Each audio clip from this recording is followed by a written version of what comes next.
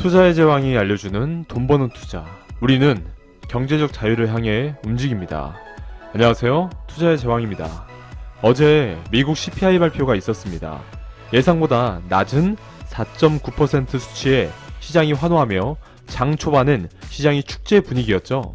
참고로 JP모건에선 CPI 4.9%가 나올 확률을 20% 정도로 점치고 있었습니다. 그럼 여기서 잠시 CPI가 왜 중요할까요? 어째서 시장이 환호했을까요? 그건 바로 소비자 물가지수 CPI는 이름 그대로 실제 소비자, 그러니까 우리가 일상 소비 생활에 필요한 상품 및 서비스를 구입하는 가격에 대한 지표로 우리 생활에 직접적인 영향을 주는 중요한 경제 지표이기 때문입니다. 패드 의장인 파월이 항상 말하죠. 인플레이션 2%가 목표고 그때까진 금리를 낮추진 않겠다. 여기서 말하는 인플레이션이 CPI와 연관이 있습니다. 인플레이션은 CPI, PPI, PCE 등 복합적으로 참고해서 보는데요. 파월이 말하는 인플레이션 2%는 PCE 지표를 뜻하지만 PCE와 CPI는 차트가 거의 같습니다. CPI가 PCE 지표보다 약 1% 정도 더 높게 나오니 앞으로 나올 PCE 지표도 긍정적일 것이다 라고 추측할 수 있겠죠. 또 한 가지 중요한 점이 있습니다.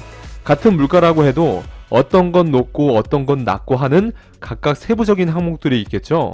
대표적으로 식료품, 에너지, 서비스, 주거비 등등이 있는데요. 어떤 항목은 변동성이 크고 어떤 항목은 변동성이 적어 이런 것들만 따로 추려내어 코어 CPI 또는 근원 CPI라고 부릅니다. 변동폭이 큰 에너지와 식료품을 제외한 항목들이죠. 파월 의장은 여기에 주거비까지 제외한 슈퍼코어 CPI를 보겠다고 얘기를 했죠. 어젠 이런 세부 항목들 때문에 처음 CPI가 나오자마자 증시가 반등했다가 하락 요인이 됐습니다. 물가 둔화가 점차 이어지고 있기는 하나 이번 세부 항목에선 서비스, 중고차, 에너지 등이 강하게 나왔고 식료품, 여행 서비스 등이 하락으로 상승분을 상쇄했습니다. 여기서 앞으로 전망을 예측할 수가 있는데요. 미국 중고차 경매 가격이 꾸준하게 오르는 추세였으나 4월부터 추세가 꺾였습니다. 중고차 가격은 반영이 되려 바로 중고차값 하락으로 이어지진 않겠지만 점차 꺾이는 추세로 예측을 할 수가 있겠고요. 서비스는 꺾이는 추세입니다.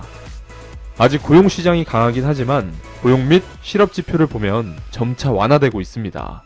주거비는 이번 세부 항목에서 호텔 등 여행 관련된 부분만 감소하긴 했으나 상승세가 둔화했습니다.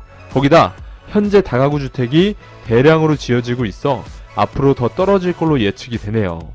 에너지는 좋지 않습니다. 이번 CPI 발표 시 휘발유 재고량도 같이 발표가 되는데요. 예상치보다 훨씬 감소한 걸로 나왔습니다. 아마도 사우디 및 러시아 등 오펙 플러스 감산 영향이 크겠죠. 휘발유는 경유와 다르게 산업이 아닌 개인 소비율이 높아 실질적인 에너지 가격 상승에 큰 요인입니다. 그래도 패드의 입이라는 별명을 가진 닉 티밀하우스 기자가 긍정적인 의견을 표출했고 패드 인사들이 충분한 긴축 조치를 했는지에 대한 확인을 하고 있다. 4월 CPI 보고서는 물가 압력이 더 악화되지 않고 있고 주거비 둔화가 CPI에도 나타날 수 있음을 보여주었다. 인플레이션 2% 목표치의 2배 이상을 넘어 설득력 있는 둔화를 보이진 않았으나 은행 혼란 등을 고려할 때 금리 인상 중단에는 충분하다라는 기사를 작성한 후 증시가 다시 반등했습니다. 오늘은 생산자 물가지수 PPI 발표가 있는 날입니다. PPI는 대체로 CPI에 선반영을 하는 편이고 오늘 나오는 PPI 지표로 차후 나올 CPI를 예측해 볼 수 있으니 주의 깊게 보시면 좋을 듯 하네요.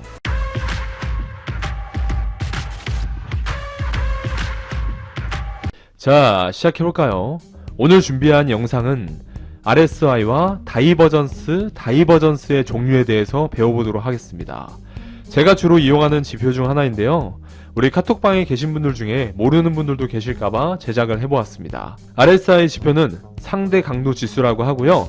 차트 분석을 할 때 한 가지 지표에만 의존해서 매매하는 것보다는 여러 가지 지표를 섞어 쓰는 것이 차트 분석의 정확도를 높여줍니다.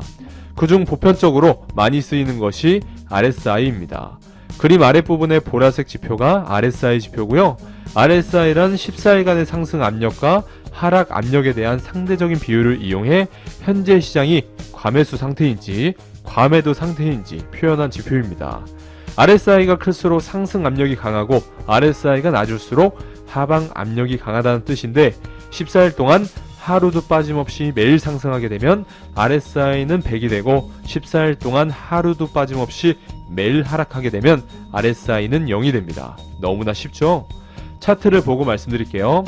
RSI가 70 이상인 구간을 과열 구간, 30 이하인 구간을 침체 구간으로 봅니다.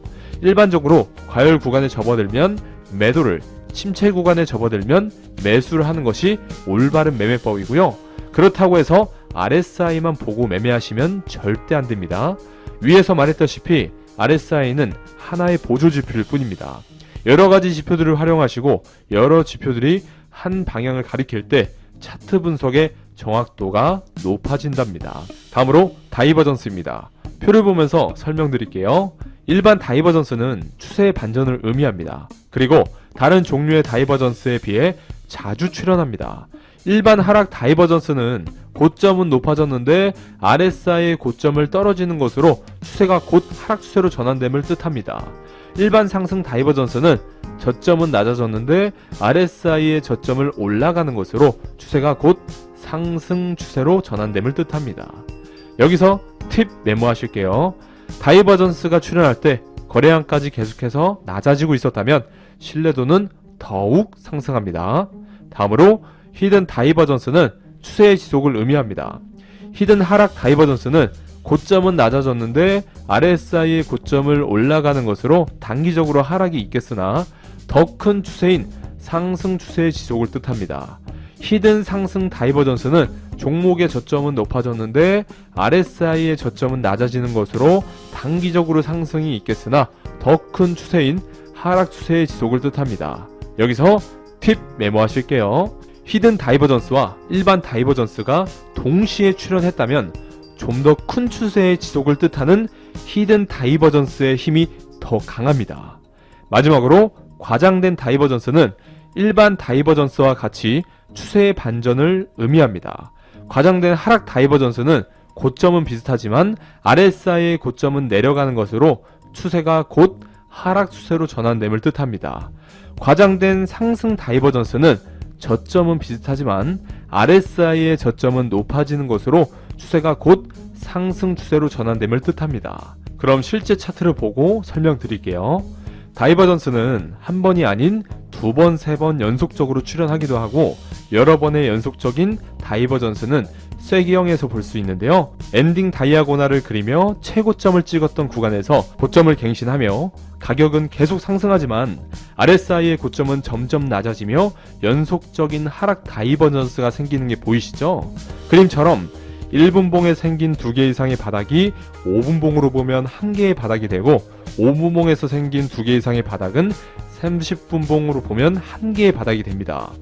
즉 1분, 5분, 15분, 30분, 1시간, 4시간, 1봉 등 더 큰 프레임에서의 추세 전환을 위해서 좀 더 작은 프레임에서의 다이버전스가 필요합니다. 이때 적게는 1개에 많게는 여러 개의 다이버전스가 나타나며 더 큰 프레임에서의 추세 전환을 예고합니다. 다이버전스의 개수가 늘어날수록 신뢰도도 높아지니 항상 다양한 프레임에서 차트를 보는 습관을 들이시는 게 좋습니다. 추가적인 자료로 충격 파동도 하나 알려드리면 그림과 같이 1파에서 4파까지는 RSI도 충격 파동의 모양을 따라가지만 5파의 RSI는 조금 다릅니다. 3파의 고점 또는 저점을 5파가 갱신했지만 오히려 RSI는 힘이 약해지고 다이버전스가 나타나며 추세가 전환됩니다. 대부분 3파와 5파 사이에 다이버전스가 생기는데 충격 파동을 파동 카운팅하고 다이버전스까지 확인 후 역추세 매매를 하면 승률이 좋은 매매가 될 수 있습니다. 다이버전스를 활용한 실전 매매 차트를 보여드릴게요. 예시 1번, 예시 2번. 잘 보셨죠? 다이버전스 매매는 추세 전환을 예측한 역추세 매매법이고요.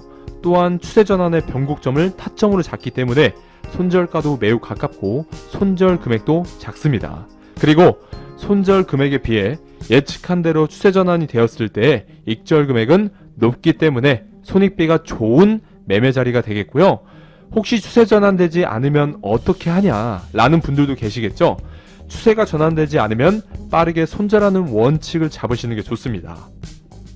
오늘도 여기까지 RSI와 다이버전스에 대해서 배워보았는데요. 유익한 도움이 되었을까요? 앞으로도 필요한 영상이 있으시다면 댓글 달아주시면 성심성의껏 제작해보도록 하고요. 구독과 전체 알림을 꼭 해놓으셔야 영상이 올라왔을 때 바로 보실 수가 있고 수익이 될 만한 정보들을 영상 혹은 커뮤니티를 통해서 알려드리고 있으니 구독과 좋아요, 전체 알림은 꼭 해놓으시기 바랍니다.